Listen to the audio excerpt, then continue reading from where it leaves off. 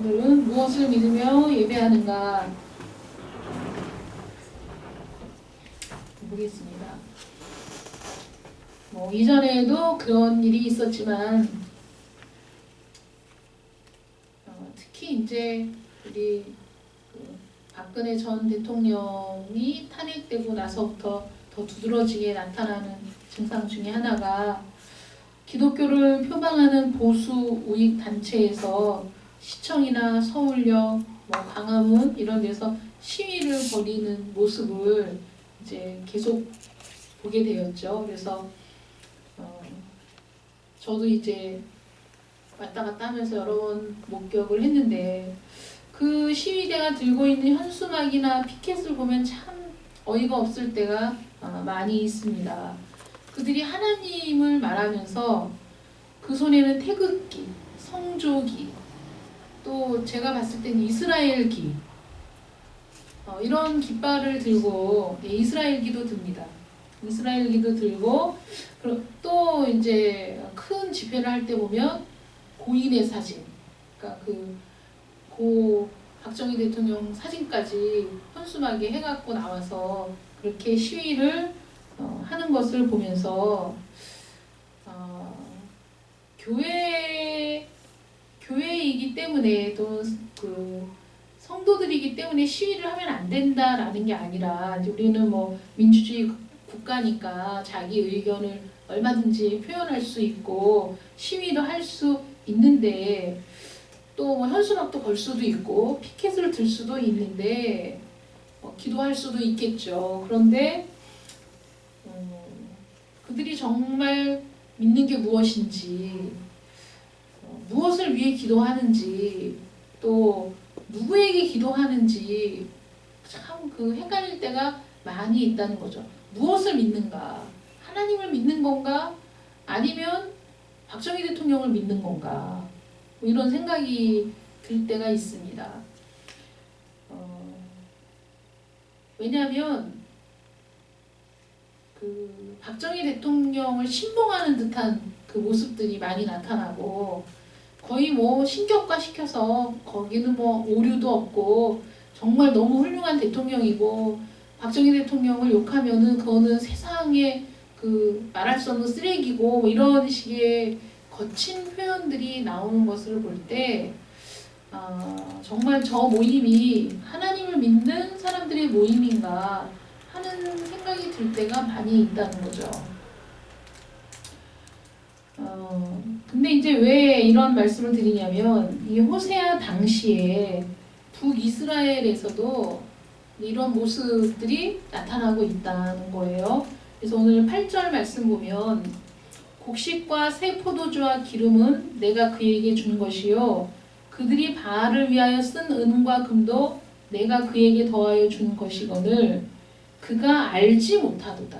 알지 못한다. 그러니까 그들이 우리는 하나님을 섬기고 있어 이렇게 말을 한다는 거예요. 그래서 표면적으로는 하나님을 섬긴다고 말하지만 사실은 하나님을 섬기는 게 아니었다. 이런 지적이잖아요, 지금. 그래서 왜 이런 일이 일어났냐 하고 보니까 북이스라엘은 금송아지 앞에서 분향하면서 금송아지를 하나님이라고 부르면서 그렇게 제사를 드렸습니다. 그게 하나님을 섬기는 것이다. 이렇게 주장했어요. 그래서 솔로몬이 지은 성전은 남쪽 유다에 있었기 때문에 유다에 가서 하나님의 성전에 가서 예배 드리는 것을 금하고 자기 왕권을 강화시키기 위해서 금송아지를 만들었던 그 죄가 계속 답습되고 있었던 거예요. 북쪽 이스라엘에서. 그런데 그 모습을 하나님은 여호와를 섬기는 신앙이 아니라 바알을 섬기는 것이다. 이렇게 책망하고 있다는 거죠. 그래서 모든 것, 그들이 누리고 있는 모든 것은 하나님께로부터 오는 것인데 그들은 그걸 모른다라고 하는 것. 그냥 우리에게 준 모든 것, 그러니까 내 삶, 내 양털, 내 술, 내 곡식이라고 표현되었던 그 모든 것들을 주는 사랑하는 사람이 하나님이 아니고 그들은 그것들을 주는 우상들을 섬기고 있었다는 거예요. 그러니까 입으로만 하나님을 부른다고 하나님을 섬기는 게 아닌 거거든요. 지금 그 전광훈 목사가 지금 면직이 되었지만 본인은 이제 아니라고 주장을 하고 있어요. 그래서 그 전광훈 씨가 집회를 하면서 이제 하는 영상을 또 우리 목사님들이 또 이제 막 보내잖아요. 지금은 연세가 70이 넘으셔도 다 유튜브 다 보시고 그 유튜브 또 카톡으로 또 다 또 전파도 하시고 잘하신단 말이에요. 그래서 막 보내주잖아요. 그래서 제가 도대체 이 사람이 무슨 말을 하나. 그리고 이제 그거를 들어봤어요. 들어봤더니 뭐 처음부터 끝까지 다 하나님 얘기를 하니까 이게 그분의 말을 듣고 그것만 보는 사람은 그분의 말이 다 진짜라고 생각을 하는 거죠. 그래서 그 양반 말이 자기는 이 나라가 너무 걱정돼가지고 잠을 못 잔다. 그래서 새벽 3시, 4시까지 기도를 한다 이렇게 얘기해요. 저는 너무 그 도에 지나친 건 믿지를 않아요. 어떤 목사님이 목사가 돼가지고 최소한 하루에 8시간은 기도해야지 막 이렇게 얘기하신 분이 있거든요. 그래서 하루가 24시간인데 8시간을 기도하면 그럼 도대체 어떻게 그 생활을 하라는 거야. 그것만이 아니잖아요. 그래서 아니 그럼 저 양반은 8시간을 기도하나 자기는 10시간을 기도한다고 강단에서 막 그렇게 떠들었던 분이 있었어요. 근데 그 10시간이 자기가 목사이기 때문에 자기는 말하는 것도 기도하는 거고 찬송하는 것도 기도하는 거고 성경 읽는 것도 기도하는 거고 성전 안에서 왔다 갔다 하는 것도 기도하는 거고 성전에서 강단에서 잠깐 누워서 쉬는 것도 기도하는 거라고 나중에 그렇게 얘기하니까 아유 뭐 그런 거면 뭐 24시간도 기도하지 내가 목사가 자는 거는 뭐 기도하는 거 아니겠어? 그러니까 너무 정상적이지 않은 그런 것들을 얘기하면 일단은 믿을 수가 없는 거예요. 정말 순수하게 기도하는 건가? 믿을 수가 없어. 그 얘기를 듣고 또 아멘하는 사람도 있지만 참 어이가 없었거든요. 그거를 기도하는 시간이라고 다 포함시킨다면 아유 그럼 뭐 다 그렇게 기도하지. 그런데 이 양반은 자기는 나라가 너무 걱정돼갖고 새벽 3시, 4시까지 기도한다고. 그러면 밤새 잠을 안 자고 기도하면 그 다음 일정들을 어떻게 다 소화하겠어요? 그리고 하나님이 이 나라는 이제 끝이다. 망했다. 이 나라는 내가 망하게 할 것이다. 이 지구상에서 대한민국이라는 게 아예 흔적도 없이 없어지게 만들 것이다. 하나님이 그렇게 당신한테 계시하셨다. 그러면 그 대한민국에서 제일 신령하고 제일 그 성령으로 충만하고 하나님과 제일 가까운 분이 그분이어야지. 그죠? 다른 사람들은 다 그런 응답을 못 받았는데 본인만 그 중요한 그 중대한 일을 혼자만 그렇게 응답을 받아가지고 그래서 자기가 거기 뛰쳐나올 수밖에 없다. 이렇게 얘기를 하시더라고요. 그런 말들을 할 때 진위 여부를 우리가 확인을 해봐야 돼. 왜냐하면 구약의 거짓 선지자들도 다 하나님께 받은 그 계시라고 하나님이 자기에게 보여줬다, 봤다, 들었다 이러면서 다 얘기했거든요. 그런데 그게 맞지 않으면 거짓말이잖아요. 그게 맞지 않으면 거짓말이야. 하나님의 교회에서 나왔다는 그분이 하는 말이 그거였어요. 어머니가 하나님인데 신이신데 어느 날부터 예언을 막 하기 시작했는데 그러면 어머니가 하나님이면 예언이 맞아야 되는 거 아니냐.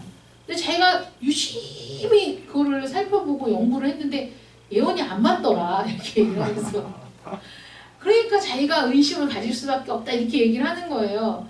정말 그 구약의 선지자들이 많았는데 정말 하나님이 하신 말씀이면 그대로 이루어져야 되는데 거짓 선지자들이 하는 말이 이루어지지 않아. 그럼 거짓 선지자잖아요.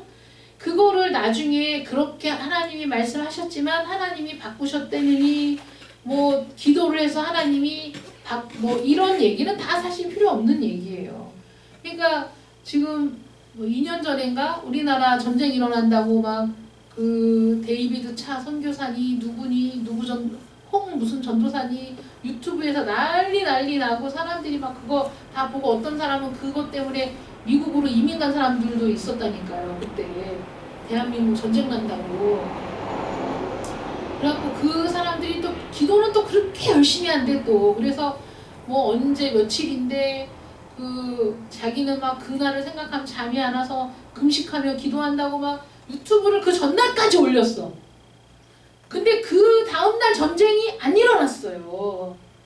그러니까 뭐라고 그랬는지 알아요? 그 사람들이? 우리가 그 예언을 하고 너무 마음이 아파가지고 그 얘기를 하고 그 얘기를 들은 사람들이 간절하게 기도했더니 하나님이 그거를 연기하셨다. 이렇게 얘기하는 거야. 그럼 또 그거를 또 다 또 믿는 거예요. 물론 하나님이 심판의 때를 연기하신 때도 있었지만 이스라엘이 멸망한다 하고 했던 이 예언이 뒤로 물러나거나 아니면 연기되거나 없어지지 않았어요. 이스라엘이 진짜 멸망했거든요. 그런 식으로 기도했더니 하나님이 뜻을 바꾸셨다. 아니 그러니까 자기들만 그렇게 최고로 신령한 거지 다른 사람들 정말 나라와 민족을 위해서 뒤에서 기도하는 사람들은 그렇게 나서지도 않아요. 정말 그 지금은 많이 없어졌지만 삼각산에 올라가서 밤이면 그 방석 하나 싸들고 올라가서 밤새도록 기도하고 새벽이면 내려오시던 나라와 민족을 위해 기도하시던 분들이 굉장히 많았어요. 그 전에. 그래도 그렇게 대중 앞에 나서서 영웅이 되진 않았어. 그분들은. 근데 그런 모습들을 보면서 아 저분들이 하나님 얘기는 저렇게 많이 하는데 정말 저분이 얘기하는 게 정말 우리가 믿는 그 하나님이 맞는가? 그렇다면 왜 하는 얘기가 저런 얘기를 하는 건가? 하나님 얘기를 해야지. 말씀에 근거해서 얘기해야지. 하나님 앞에서 박정희 대통령이 뭐가 위대한 왕입니까? 우리는 성경적인 관점에서 징기스칸을 위대하다고 얘기하지 않아요. 사실은 징기스칸을 위대하다고 하는 얘기가 그 사람이 그 열악한 환경에서 왕이 되어서 거의 그 전 세계를 정복했다는 것 때문에 위대하다고 하는 거잖아요. 그런데 피정복자 입장에서는 뭐가 영웅입니까? 자기 나라를 빼앗기고 부모 형제를 빼앗기고 수많은 사람들이 죽음에 이르게 됐는데 그 전쟁 때문에. 그러니까 우리가 성경적인 관점에서는 영웅이 아닌 겁니다. 시대는 그 사람을 영웅이라고 하는지 몰라도 그게 무슨 의미가 있어. 그렇게 땅을 많이 차지했어. 그 사람이 일찍 죽었지. 나폴레옹 죽었지. 저기 또 누구 있죠? 히틀러. 아니 히틀러 말고 땅 정복한 알렉산더도 30대에 죽었지. 아니 그 사람들이 많은 영토를 차지했으면 그게 뭐 어쨌다고. 그 업적을 이루는데 얼마나 많은 사람들이 죽었는데 그걸 뭘 또 영웅이라고 할 수 있겠습니까? 박정희 대통령을 섬길 이유가 없는 거죠. 우리 그리스도인들이. 왜 박정희 대통령 사진을 들고 나와서 그렇게 데모를 하는 거예요? 뭐 때문에? 그 성조기는 왜 들고 나가서 하는 겁니까? 이스라엘 깃발은 왜 들고 나가서 하는 겁니까? 도대체. 이해할 수가 없어요. 그러면서 입으로는 하나님을 얘기해. 그러면서 입으로는 하나님께 응답을 받았다고 그러고 하나님이 계시하셨다고 하고 이렇게 얘기를 하고 있는데 지금 그 북이스라엘도 금송아지를 놓고 하나님이라고 했다니까요. 여호와 하나님이라고 말하면서 그 금송아지를 섬겼다고. 근데 하나님은 그게 하나님을 섬긴 것이 아니라고 지금 말씀하고 계시는 거죠. 근데 하나님이 이렇게 말씀하실 때 이거는 그 이스라엘 사람들을 모욕하는 말이었어요. 왜냐하면 북이스라엘 왕이 여로보암 2세였는데 예후 왕조의 4대 손이에요. 4대째 왕이에요. 여로보암 2세가. 근데 예후는 바울과 아세라를 섬겼던 아합과 그 권속들을 다 처단하고 바알 신상, 아세라 신상 다 파괴해버리고 그리고 그 여호와 신앙으로 회복시킨 그런 왕이라고 인정을 받고 있잖아요. 엘리야가 갈멜산에서 그 바알을 섬기던 선지자들을 죽였다고 해도 예후하고는 비교가 안 돼요. 예후는 그야말로 싹쓸이한 거예요. 바알 신앙을 끝장낸 사람인데 그런데 북이스라엘이 타락하고 금송아지를 여전히 섬기고 있었다고 하더라도 어떻게 바알 종교를 진멸한 예후 왕조인데 바알을 섬겼다고 얘기할 수 있느냐. 이건 우리에 대한 모욕이다. 이렇게 얘기할 수 있다는 거죠. 그런데 이스라엘이 공공연하게 드러내놓고 바알을 숭배했다고 볼 수는 어렵지만 하나님이 말씀하시는 바알이라는 게 뭐냐면 이스라엘 백성들이 그 농경을 시작하면서 농경의 신, 그러니까 농사를 잘 짓게 하고 수확을 많게 하는 신을 섬긴 거예요. 그 다음에 다산을 얘기하는 아세라 신을 섬긴 겁니다. 자식도 많이 낳아야 되겠고 농사를 짓는 것에 그 많은 결실을 맺어야 되겠고 이러면서 바알 신, 아세라 신을 섬기는 일이 이스라엘에 계속되었거든요.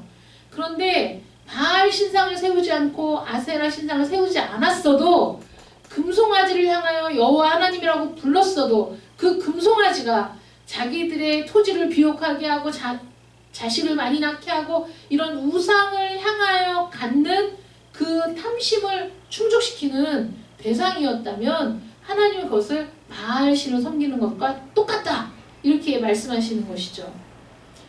그들에게 여호와는 금송아지였다는 거예요. 금송아지. 말로는 여호와를 섬긴다고 하지만 그들이 지키던 절기와 제의와 구하는 기도가 바알을 섬길 때나 똑같다. 금송아지를 만들어 놓고 여호와라고 불렀지만 그들이 하는 모든 종교적 제의가 바알 신을 섬길 때나 다르지 않았다. 그러니까 바알 신을 섬긴 죄라고 하나님이 말씀하셨다는 거죠. 9절 말씀 보겠습니다. 그러므로 내가 내 곡식을 그것이 익을 계절에 도로 찾으며 내가 내 새 포도주를 그것이 맞들 시기에 도로 찾으며 또 그들의 벌거벗은 몸을 가릴 내 양털과 내 삶을 빼앗으리라. 그러니까 이거는 하나님이 내 것을 주셨던 거기 때문에 내 것을 내가 도로 빼앗겠다, 안 주겠다 이런 의미잖아요. 이제 내가 그 수치를 그 사랑하는 자의 눈앞에 이스라엘이 그토록 따르던 그 우상 앞에서 그 수치를 드러낼 텐데 내 손에서 이스라엘을 건져낼 사람이 없을 것이다. 내가 그의 자녀를 긍휼히 여기지 아니하리니 이는 그들이 음란한 자식들. 그러니까 우상을 숭배하며 우상을 따르던 그런 사람들이기 때문에 내가 긍휼을 베풀지 않겠다. 이렇게 말씀하시고 있는 겁니다. 그들이 구한 건 내 떡, 내 물, 내 양털, 내 삶, 내 기름, 내 술, 육신적인 모든 탐욕을 채우는 것들을 구했습니다. 그것들을 구하는 예배는 전형적인 이방 종교의 자극적인 제의를 따르고 있었다는 것이죠. 그래서 바알을 섬기면서 이름만 여호와라고 불렀다는 거예요. 마음으로는 바알을 섬기면서 이름만 여호와 하나님. 그러니까 그 집회를 하는 사람들이 마음으로는 자기들의 주장을 펼치고 자기들이 추구하는 것을 그 집회를 통해서 하면서 그러면서 입으로는 하나님의 뜻이다, 하나님이 말씀하셨다 이렇게 얘기한다면 그거는 하나님이 원하시는 것이 아닌 것이죠. 지금 그 지난번 집회에서 헌금 거둔 게 1억 7천만 원이라고 하는데 참 많이도 했어요, 진짜. 엄청 많이 했어. 그러면서 그 이번에 또 거뒀다고 그러더라고요. 엊그제 9일날 9일날인가 그때도 또 헌금을 거뒀는데 그 교회 안 다니는 분도 하라고 그렇게 얘기했다고. 그게 그 집회 그 기부금 모집에 걸리느니 안 걸리느니 말이 시끄러운데 왜 그런 논란의 중심에 하나님이라는 이름이 거론되게 만드는지 그게 너무 안타까운 거죠. 그런 헌금을 하나님께서 받으시겠습니까? 그런데 또 그게 그 정광훈 목사가 개인적으로 사용하는 일에 이의를 달지 않겠다는 그거 이렇게 써붙여가지고 헌금을 거뒀다는데 그건 헌금이라고 하면 안 되죠. 이제 헌금이라고 얘기하면 그 기부금 그 법에 걸리지 않는다고 생각했을지 모르지만 그 개인이 사용하는데 아무런 그 문제도 삼지 않고 묻지도 않을 거면 그 개인에게 후원한 거지 헌금이 아니지 않습니까? 헌금은 하나님께 드리는 건데 헌금은 개인이 개인적으로 사용하는 돈이 아니지 않습니까? 근데 그런 식으로 하기 때문에 기독교가 욕을 그냥 왕창 먹고 있죠. 그런데도 그분을 지지하는 사람들은 그분만이 이 땅에서 정말 그 하나님께 순종하는 참된 종이다. 이러면서 또 따르는 분들도 있어요. 그러니 아까 오전에도 제가 말씀드렸지만 한번 그렇게 자기가 프레임을 설정하면 자기 편견에 의해서 그렇게 딱 설정을 해놓으면 그걸 정말 바꾸지 않는 그래서 다른 모든 걸 갖다 끄집어서 갖다 붙여내가지고 그 자기가 결정한 것이 옳다는 걸 입증하는 데만 자기 이성을 사용하는 그런 사람들이 많이 있는 거예요. 그래서 결코 바꾸지 않아. 그래서 제가 이렇게 댓글들 보다 보면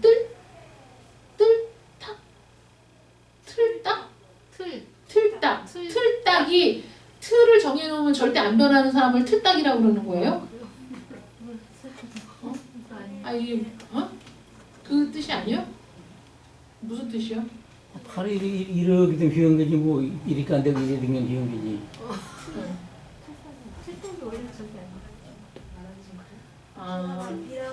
비야. 그런 의미로. 이 요즘 하는 말이 또 알아들을 수가 있어야지. 마음대로 또 이거 해석하다 보니까 그런 비하 발언을 하면 안 되죠. 네? 어쨌든 그 인격을 모독하는 발언을 하면 안 됩니다. 우리 그리스도인들은 그 인간 자체를 비난하거나 비하하거나 그러면 안 되고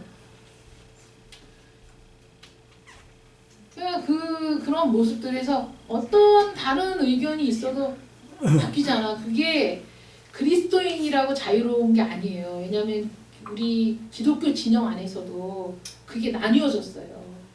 그래서 그쪽을 지지하는 사람들이 있고 그리고 부끄럽다. 우리가 그러면 안 되지 않느냐 이런 사람들이 있어요. 근데 그 두 진영에 있는 사람이 결코 좁혀지지 않고 바뀌지 않아요. 그러니까 세상 사람들만의 문제가 아니라 우리가 그러는 이유는 여전히 우리 안에 죄성이 있어서 하나님을 믿는다고 하면서도 자기의 고집을 꺾지 않는 그래서 자기가 지금까지 생각해왔고 옳다고 믿어왔던 것들이 그게 아니라는 걸 인정하는 게 너무 힘든 거죠. 그러니까 우리가 무엇을 옳다고 믿느냐. 이 세상의 것들이 옳은 게 어디 있어. 여러분 생각해보세요. 이 세상의 것들이 옳은 게 어디 있고 이 세상 사람이 완벽하게 옳은 사람이 어디 있습니까? 다 흠이 있고 다 그 결격 사유들이 없는 사람이 어디 있겠어요. 사람을 믿는 게 아니잖아요. 그리고 사람이 행한 모든 일들이 완전한 게 어디 있어. 그러니까 이것이 옳은 것이라고 우리가 우리의 모든 걸 던져버리는 건 위험한 일인 거죠. 하나님만 옳으신 거예요. 하나님만. 그래서 그 얼마 전에 말씀에 재판하는 곳에도 불의가 있어. 정의를 행하는 곳에도 악이 있어요. 그게 인간 세상인 거예요. 그게 인간 어쩔 수 없는 인간의 한계인 겁니다. 그러므로 인간의 법정이 어떻게 100% 정의롭습니까? 인간이 재판하는 곳에 어떻게 100% 옳은 판결만 있습니까? 그렇지 않기 때문에 우리가 그래서 편견을 벗고 정말 어떤 것이 진리를 추구하는 사람은 어떤 틀에 갇히는 게 아니라 그 진리가 가장 중요한 것이 될 때에 그럴 때 우리는 그나마 편견에서 벗어날 수 있다는 거죠. 근데 지금 이 북이스라엘은 자신들이 하나님을 섬기는 것이라고 철석같이 생각하면서도 실상은 하나님을 알지도 못하고 하나님을 섬기는 것도 아니었다. 그들의 종교는 바알을 섬기는 우상 숭배였지 하나님을 섬기는 것이 아니었다. 그래서 하나님이 뭐라고 말씀하시냐면 11절에 내가 그의 모든 희락과 절기와 월삭과 안식일과 모든 명절을 폐하겠고, 여기서 월삭과 안식일 등은 하나님이 율법에 규정하신 절기들이잖아요. 그런데 놀랍게도 하나님은 바알 종교의 모든 의식뿐만 아니라 하나님께서 규정하신 절기까지 모조리 폐하시겠다. 이게 왜냐하면 바알 종교와 하나님을 향한 참 예배가 구분이 되지 않는 상황이 됐어요. 완전히 혼합돼 버렸어요. 그러니까 그 중에서 뭔가를 취사 선택해서 건져낼 것이 없어요.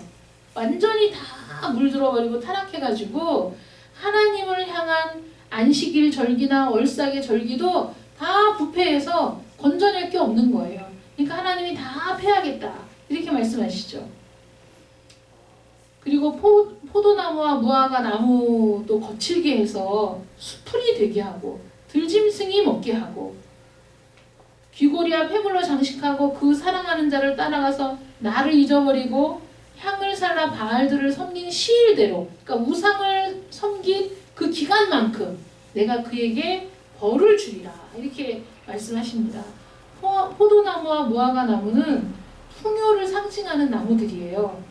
그러니까 이 풍요를 상징하는 나무들도 하나님이 주신 건데 그걸 바알이 줬다고 자기가 사랑하는 자들이 줬다 이렇게 얘기했던 그것들을 하나님이 다 황폐화시킨다. 하나님은 줄 수도 있고 뺏을 수도 있고 풍요롭게도 하시고 또 그 폐하기도 하시는 분이 하나님이시죠. 그러니까 완전히 숲을 만들어 버리시겠다. 솔로몬이 세운 성전의 영광을 등지고 금송아지를 숭배했을 뿐만 아니라 그 금송아지를 숭배하면서도 여호와 하나님을 섬긴다고 그렇게 입으로 말했던 그 사람들을 하나님이 용서하지 않으시겠다 하는 것이죠. 그러면 우리는 정말 우리가 하나님의 이름을 부르고 예수님의 이름을 부르는 것처럼 정말 하나님을 섬기고 정말 예수님을 믿고 따르고 있는 것일까? 우리의 믿음은 온전한가? 우리가 생각해 봐야죠. 그래서 뭐 만몬신을 섬기는 이런 얘기 많이 들어보셨을 거예요. 만몬신이 돈신이거든요. 돈만 추구하는 이 세상을 질타하는 건데 그것이 교회 안에서도 돈이면 다 되고 돈이 많으면 아무 문제가 없고 뭐든지 할 수 있고 그래서 돈이 최고의 자리에 올라있는 게 만몬신앙이라고 얘기하는데 사실 오늘날 교회에도 여호와 신앙이 아니라 만몬 신앙이 자리 잡고 있는 것은 아닌가 그런 염려가 있죠. 그런 두려움. 혹시 우리가 정말 하나님을 섬기는 게 아니고 돈을 섬기는 것이 아닌가? 이 기독교 교회를 표방하면서도 하나님께 기도를 드린다고 하면서도 태극기에 성조기에 거기에 그 부하의 총탄에 맞아 죽은 전 대통령의 사진을 들고 그런 모습이 과연 지금 비난을 받고 있는 저 사람들만의 모습인가 우리가 한번 생각하는 시간을 가져야 되겠죠. 그래서 우리가 아는 올바른 기독교 신앙은 예수 그리스도가 우리 삶의 중심이 되고 예수님의 삶을 따르는 것이 우리의 신앙이어야 되지 않습니까? 그래서 이제는 내가 사는 것이 아니요 예수께서 내 안에서 사는 것. 그래서 그 예수님을 따르는 삶, 그 예수님과 그 동질적인 삶, 예수님이 살았던 삶을 우리도 살고 지금도 주님이 우리 안에서 살아서 그런 그리스도와 내가 하나 된 그런 삶을 사는 것이 그리스도인의 삶인데, 그게 아니고 그 세상의 복과 부귀와 명예만을 추구하는, 그래서 내가 부르는 이름이 하나님이어도 상관이 없고 뭐 그 부처라도 상관이 없고 그 누구라도 상관이 없는 그런 생각을 갖는 것은 아닌가. 그래서 그 나는 뭐 절에 가도 상관없고 무당을 찾아가도 상관이 없고 어딜 찾아가도 상관이 없는데 뭐 하나님께 기도하면 다 들어준다고 하니까 그런 마음으로 또 와서 앉아 있는 것은 아닌가. 우리가 그 교회를 나오고 입으로는 하나님을 부르면서도 사실 무당을 찾아가는 사람과 다를 바 없는 그런 그 신앙이 아닌가 하는 것을 항상 그 돌아봐야 된다는 거죠. 그래서 뭐 양복이나 가운을 입고 그 푸닥거리 하는 대신 찬송가를 부르고 얼마나 비슷해요. 요새는 그 불교 절에 가도 찬불가 부르잖아요. 걔네도 여름 불교학교, 겨울 불교학교, 그리고 MT 막 이런 거 하고 그 큰 절 가면은 거기 MT 할 수 있는 장소 다 지어놓고 거기서 그 뭐라고 하더라? 거기에서 그 뭐 수양회 이런 것도 하고 막 이래요. 똑같아. 이름만 다를 뿐이야. 장소만 다르고. 그렇게 이름만 다르고 장소는 다르지만 구하는 건 똑같다. 그렇다면 그것도 문제가 있는 거죠. 세상의 우상들은 우리에게 돈, 명예, 또 부귀, 권력 이런 걸 약속하고 그런 걸 얻을 수 있다고 얘기합니다. 그런데 하나님은 우리에게 그런 걸 얻을 수 있다고 말씀하시는 게 아니잖아요. 그러니까 사실은 여호와 신앙이 세상 사람들의 관점에서 보면 재미없어요. 차라리 그렇게 얘기하면 더 많은 사람이 올 수 있죠. 하나님 믿으면 권력 주시지. 명예도 주시지. 돈도 주시지. 원하는 건 다 얻을 수 있어. 그럼 많은 사람이 올 수 있어요. 그런데 하나님이 우리에게 주시지 않는 것이 아니라 우리가 추구해야 하는 것이 세상적인 것들을 추구하는 게 아니라는 거죠. 하나님의 영광을 추구하고 우리는 하나님과 함께 있는 것이 그 무엇보다 가장 큰 은혜와 축복이라는 사실을 깨닫는 게 우리 그리스도인인 거예요. 그래서 내가 빈곤에 처하든지 부유함에 처하든지 아무 상관없어. 나는 어떤 상황에 처하든지 나는 만족해. 이게 하나님을 믿는 사람의 삶이고, 그 하나님을 정말 만나지 못한 사람은 그런 하나님을 내가 왜 믿어야 돼? 이렇게 나오는 거죠. 그럼 나에게 성공과 부를 약속하는 다른 신에게 가야지.